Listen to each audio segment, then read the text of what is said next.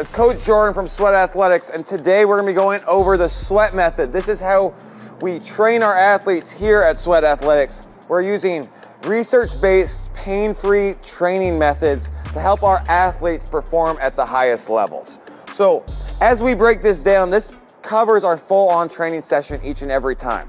Our athletes come in, we wanna start them off and we're gonna do some release work, right? This is gonna be some of our soft tissue work, opening up especially tight shoulders, tight hips. We want to be able to release the bigger muscles so that we can be in better positions when we get to our resistance training down here.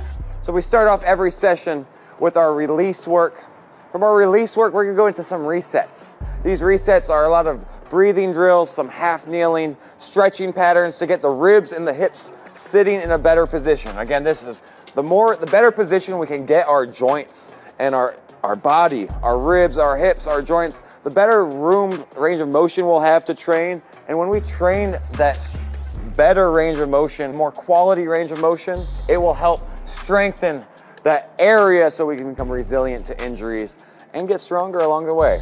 So we go through some reset patterns. Some of these could be some cat-cows, some different breathing patterns. We have all our athletes, when they go through their assessment, they figure out their soft tissue work and their resets. This is stuff we do 5 minutes before class, a little bit before we get going, so that we can be dialed in.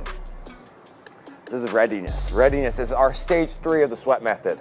Readiness, this is where we're gonna start getting into some more of the balance, the stability movements, making sure we're locked in.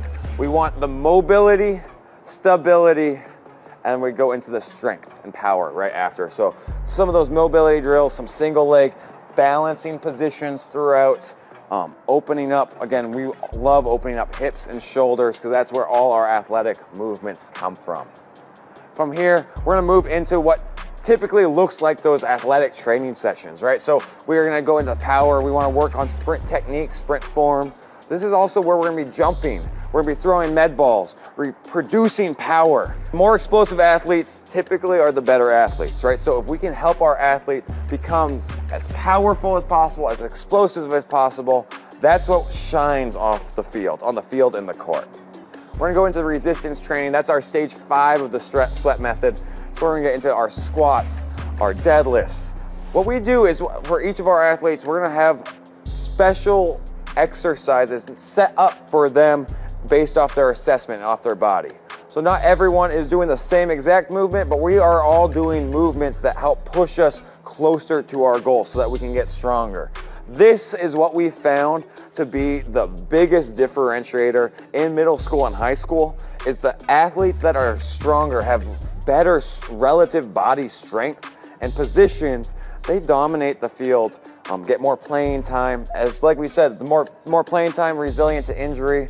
One of the coolest stuff that we can do for our athletes. So it's not just strength, it's not just barbell work. This is where we're gonna be very specific angles and getting our work, especially working our relative body strength, right? So being good at pull-ups, push-ups, controlling our body in time and space.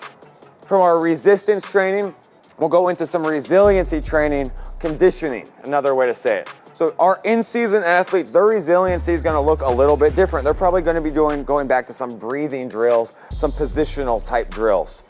Our out-of-season athletes, this is where we can hammer home the conditioning. Why? Because they have more energy available. They're not in season, they don't have the demands of being in season with their sport. They have the ability to work and improve their conditioning. So this isn't just long runs. It's actually not ideal for most athletes unless you're a long distance track runner. Instead, we're gonna be trying to match the same energy system demands of the sport, right? So a football athlete, this football only goes for about 7 to 10 seconds at a clip, rest for 45 seconds. They're gonna be doing something that matches similarly, while other field and sport track athletes, they might need to work more on the explosive repeats, going hard and longer rest. Some athletes might have to work on developing a better tank, right? Where they're going 40 seconds on with 20 seconds recovery, matching the athlete, the individual we have in front of us with the demands of the sport and their goals right here. And then the last one, the last portion of the sweat method is one of the most important, it's recovery. This recovery happens the second your workout is done. It starts from the second you finish your last rep. We'd love to go into some more breathing patterns to help relax the body.